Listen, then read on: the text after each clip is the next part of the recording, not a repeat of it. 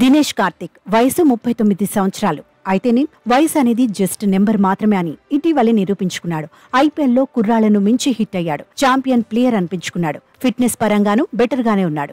మరో ఏడాది కూడా ఆడేంత ఫిట్ గానే కనిపించాడు. కానీ దినేష్ కార్తిక్ మాత్రం ఆట చాలనుకున్నాడు. 17వ సీజన్తోనే ఆటకు బై చెప్పడం మంచిదనుకున్నాడు. మంచి ఫామ్ లో ఉన్నప్పుడే వీడ్కోలు చెబితే గౌరవంగా ఉంటుందని భావించాడు. అందుకే ఐపీఎల్ 17వ సీజన్ తర్వాత ఆట నుంచి తప్పుకున్నాడు. పుట్టినరోజునే ఆటకు దూరం అవుతున్నట్టుగా ప్రకటించాడు. ఇట్స్ అఫీషియల్ అని తేల్చేశాడు. నిజానికి డీకేకు మరో అవకాశం ఇవ్వడానికి కూడా ఆర్సీబీ సిద్ధమే అన్న టాక్ నడిచింది. వికెట్ కీపర్ గా కాకపోయినా ఇంపాక్ట్ ప్లేయర్ గానైనా ఆడించాలనుకున్నట్టు చర్చ జరిగింది. 17వ సీజన్లోనూ కొన్ని మ్యాచ్ల్లో ఇంపాక్ట్ ప్లేయర్ గా బరిలో దిగాడు. తన రోల్కు న్యాయం చేశాడు. జట్టులో కొనసాగిస్తారనే నమ్మకం ఉన్నా డీకేనే తప్పుకున్నట్టు చర్చ జరుగుతోంది. అయితే అభిమానులు మాత్రం డీకే కొనసాగితే బావుండేదంటున్నారు.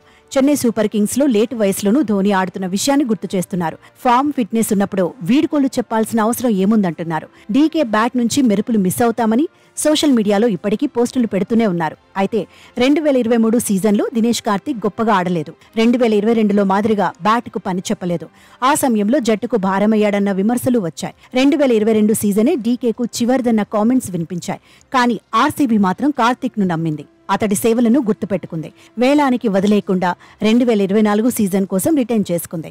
డీకే కూడా ఫ్రాంచైజీ నమ్మకాన్ని నిలబెట్టుకున్నాడు.